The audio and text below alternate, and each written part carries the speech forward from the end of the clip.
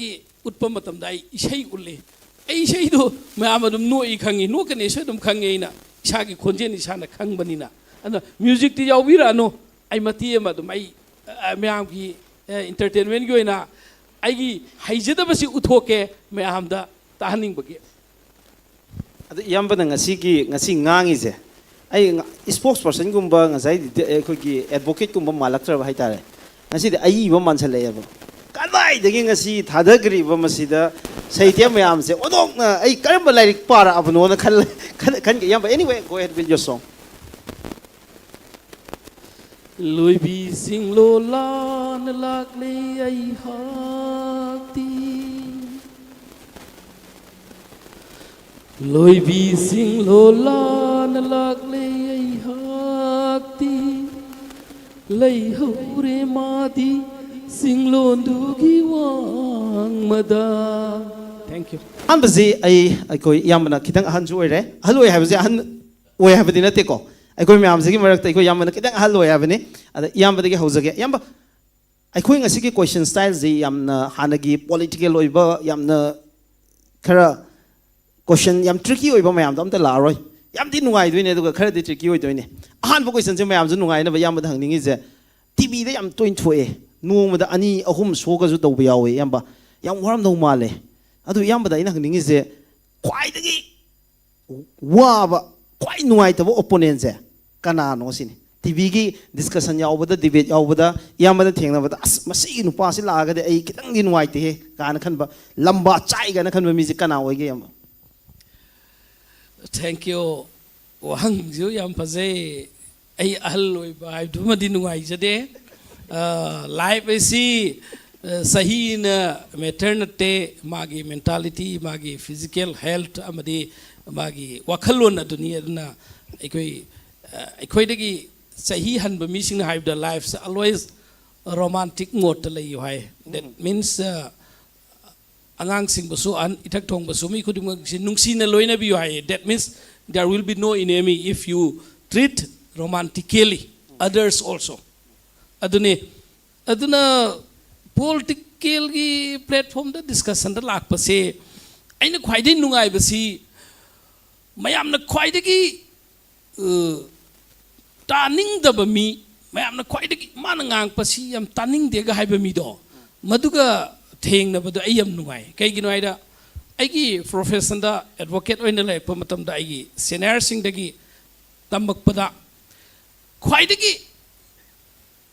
nungai ba ke sikaram ba oi ga da ge hai matam da nang na mi punam na pai ba ngam na dra ba khwai dagi tanner ba yam lui ha ba case na traga tal ha ba case to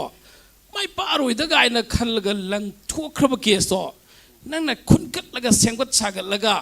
anouba mayol ama piraga asama fangan ba nangi client da adu bitar gi nangi sinpham do mai pa hai logun hai aduna ai society da aikoi gi hektangi miku khragi mamang da ge samana hai ai ga phabin da as discussion gi naina ba du di pele hai ai khalli so o pele hai re si taba wali na khalli the more we discuss the more people will aware yamna nairin khoi yamna praja sing na bhap ta gane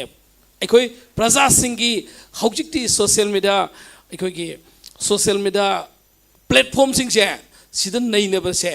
aikoi sumasi awareness pi ngai hon of the why nong bada 3 discussion award participate to yawe nong bada pung ani dagi ahum bau mari dei manga phau taruk tei tare phau ga yawe kai madu participate to ba se ai gi benefit natte society gi benefit society gi ni miyam gi ni yamba ngasai gi ahal hai bodo madu madi ngakpi gani chahi gi matang du da arvin ivani di classmate oi ko khoi batchmate ni aduna khoi ni khitang halam gani khan madi nahu di yaman hen oi da mai da thoi ba glow nung mayam du yenga ga di adu mayam du tv da yam pam nei dana adu aina yamba da laksening basina khoi gi nong da ahum lak tv show chat pa je si gi si yum da halakan da ko khoi itei mena khitang nong da ahum lak tv show chat khi bai je yam kana nungai badi oi roi ha tare ko adi show hum chala ka doini adi matam yam mangu doine ba ko adu halakan da kamai react toy yamba ai di adu gi react adu ma di leitre ai gi theng na ba ingon da problem hai ba tar ga di ai gi sinpham si gi matung na TV discussion ahum salura matung da case की client नुमिदांग पुंग निपान मापन अमुक phone तब हौरकने Okay. After dinner की मतुंगदसु client सिंगसिना हयेंग यांगचित की case की मागी वारी साकपा दैट आफ्टर ऑल आई केस की लाइक पाप खोटपा इंगेजमेंट मयाम से मसिनी अदुगा अइना अइदे मंगांग ओंगे दगे आई क्लास 7 8 तगी MIPO All Manipur Young Pioneers Organization All India Students Federation EYE-OPENERNORTH communist की आइडियोलॉजी दा आई छात्र की ऑर्गेनाइजेशन दा होरकपनी सिविल सोसाइटी लाकपनी पॉलिटिक्स से आई तंगाई फदना सिचुएशन ना लमदम जी तंदु लेताबा इंडिया की पॉलिटिक्स से पॉलिटिकल पावर में याउद्रगदी डेमोक्रेसी दा रूम में लेताबा अदुगा अखोइना ओहनिंगबा समाज की वेलफेयर की दो लेसर सिंगसिना पास तौरप मतमदा अखोइ पॉलिटिकल पार्टी अमदा बिलोंग तौरगा सजेशन पिनंगाई की आइडियोलॉजी अदोंदे यावबनी अदना मसी याम अवाब pot ओइदे yam hainare habini ko adu yambada khaga tiena ai laksage yambako wang yam leyeba yambada ngadabse mayam na umta ta da bai tare hangdi yam hanganing ba wang ngak to oidoi ba adu discussion da si wang ji ya wo hangu ya ponti ko adu yambada mu lakchaning ba je yamba bu yam thagat pa hai tare congress party ki supporter na gadi yamba yam thagalani harau doini ko aidi adu dagi amuka congress na ta ba atopo opponent political party du na di amuka yamba yam nuksi oidoi ba yamba na ti tin share kanda adu kanda comment se yam thagat ba comment yaw doini adu yam sida ba comment yaw doini comment se singla pabra YouTube ta Facebook ta comment si particular comment lana yoina ga attack to rogi irak pa yawe do aina di pa da ba maru mapang sine screenshot chorga share tok pa yawe adai khale ai gi follow si fajana tauri ma khoi si na khale harawe aduga opposite ta ai gi da criticize tauri se mangonda something aigi discussion si mangonda phajana tabire nainabire aduna mana tasengno ki mangonda di shokpo oibani na khanbagi ne aduna aina kaiso mind tawde yam thagala ga di kamai toy kai ai ngasi hadi yam thagala di ikai bam phawre osara bi na ngang bu ngang ga di loire ga haiba kamin su yawe ba ko adu kan da di nga ga le changi bu su yaw bra kamai to natte adu di aina ai soi ki badagi aingonda ego lai ki gadra haina ki jaba yawe maram de nafal haiba sina khwai dagi maithi na ngai masak amoi bani na aidi samudra gi imaida thum maruk amakhak ta ba gumbani aigi contribution yam nemi aigi leijari bakra mapuna pibirak pa knowledge kra share tok jabani ai matik cha jadi ai sana khangi adu public ki demand society ki demand ado aduga aina public ta contribution pining bakra pibani adna yam thagalak pa matam da ai akiba num phawdaba natti akiba phawi okay yam fazava wakalone ko yam bravina phongdo piriba se ngasi koina thamjari ba koi ki dialogue ki topic haidana koina thamjari ba je imagining Manipur a new Manipur dawn haivani anauba Manipur gi ayuk amakhak koi imagine tawsi hauzik lei river yamna tangdu leita da ba phibam se koi loina makta yam heavily disturbed tawi aduna koi mit amung tang usilaga koina anauba Manipur gi ayuk amakhak imagine tawmina je haibagi madugi topic oina I semjabane mathang se ai sage mathang da Arvind dagi mayam na pami be sei do sei yam tani ngi Arvind dagi ko adu mayam kai pakhat bigano ai yambara visa hauzik flight na ngai ga leire hauzik case amagi chatna ba aduna yambara bidam lak sage yamba kidan share so question handa kisina khak tiena khumbiru ko aikoi Manipur gi wafam jene lak chagadori je koi the idea of Manipur have as koi khuding makta loina mak yauza ba haitare madugi manifestations koi na tawthorok pa ngang thorok pa koi na chatli ba lichat sajat mayam se loi reflect awi aduna ai yambara bi de khangjening ba je how much do you love Manipur koi pongna phom londom iri pak se kayam nungsi ge yamba imalon su Manipuri ni ima su Manipuri ni ngon ni koi ki baba singsi sahi samri samara gi mamang da Manipur gi thokdok amada lakhibani adubu hankhibam leitraba community amani ahen ba karamba jati bum nungsikini iramdam imalebak maitrabak Manipur natana angak pa phangna fazai irei pak se kyam nungsige habada sina ta bai khoi ki pongna pham lamdam ma leite simu nungsiba leite habadu mu yamna penjai habadare ad irei pak si Manipur si imagine to matam da ideal Manipur ma ai dream Manipur ma si karamba Manipur ne na haivi gani haidare kamaina define tꯧꯒꯅꯤ ꯑꯩ ꯈ꯭ꯋꯥꯏꯗꯒꯤ ꯐꯖꯕ ꯃꯅꯤꯄꯨꯔꯗꯣ ꯑꯩꯅ ꯃꯪꯖꯔꯤꯕ ꯃꯪꯁꯤꯗꯗꯤ ꯁꯤꯅꯤ ꯍꯥꯏꯗꯅ ꯄꯨꯊꯣꯔꯛꯑꯣ ꯍꯥꯏꯇꯥꯔꯒꯗꯤ ꯏꯌꯥꯝꯕ ꯀꯔꯝꯕ ꯃꯅꯤꯄꯨꯔ ꯑꯃ ꯃꯪꯕꯤ ꯃꯅꯤꯄꯨꯔꯒꯤ ꯁꯛꯂꯣꯟꯒ ꯑꯇꯣꯞꯄꯁꯤꯡꯒ ꯈꯦꯠꯅꯕꯁꯦ ꯃꯅꯤꯄꯨꯔꯤꯒꯤ ꯇꯣꯞ ꯇꯣꯞꯄ ꯃꯅꯤꯄꯨꯔ ꯍꯥꯏꯕ ꯂꯝꯗꯝꯁꯤꯗ ꯆꯍꯤ ꯆꯥ ꯀꯌꯥꯗꯒꯤ ꯅꯤꯡꯊꯧ ꯄꯥꯜꯂꯝꯕꯗꯒꯤ ꯖꯥꯠ ꯕꯤꯖꯥꯠ ꯙꯔꯃꯒꯤ ꯈꯦꯠꯅꯕ ꯂꯩꯔꯛꯇꯦ ꯑꯩꯈꯣꯏꯅ ꯄꯨꯋꯥꯔꯤ ꯍꯪꯒꯠꯅ ꯌꯦꯡꯕ ꯃꯇꯝꯗ ꯃꯃꯥꯡ ꯊꯛꯇ ꯂꯩꯈꯤꯕ ꯅꯤꯡꯊꯧꯔꯣꯟ ꯀꯌꯥꯅ ꯂꯝꯗꯝꯁꯤꯗ ꯂꯥꯛꯄ ꯆꯪꯂꯛꯄ ꯀꯔꯕꯥꯔꯒꯤ ꯅꯠꯇ꯭ꯔꯒꯅ ꯈꯨꯜ ꯍꯣꯡꯉꯛꯄ ꯈꯨꯗꯤꯡꯃꯛꯇ ꯃꯥꯟꯅꯕ ꯃꯤꯠꯌꯦꯡ ꯌꯦꯡꯕꯤ ꯃꯗꯨꯒꯤ ꯆꯥꯗꯥ ꯅꯧꯗꯥ ꯉꯁꯤ ꯃꯗꯨꯒꯤ ꯂꯤꯆꯠ ꯅꯨꯡꯁꯤꯕ ꯃꯤꯠꯌꯦꯡ ꯑꯗꯣ ꯃꯅꯤꯄꯨꯔꯤ ꯃꯩꯇꯩ ꯏꯆꯤꯟ ꯏꯅꯥꯎꯁꯤꯡꯗꯒꯤ ꯃꯥꯡꯗ꯭ꯔꯤ ngasi manipur se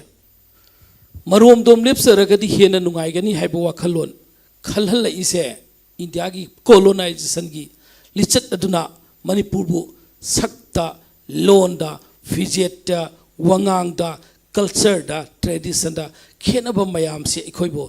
haiphet namthana thambiba mainland india na maduga marum oiraga india gi democracy ni da hairaga democracy ki india ki parliament chit samga nifuga humdoi leibani nominee ani yaurga nifumanga manipur da ki supna ki ani represent tobani parliament manipur ki issue ama pass tawngai honab da arai banati aikhoi gi damakta di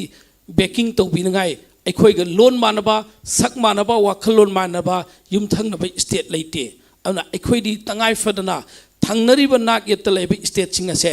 atopa tongan ba manipur gi saklon da gi tongan boy ana manipur se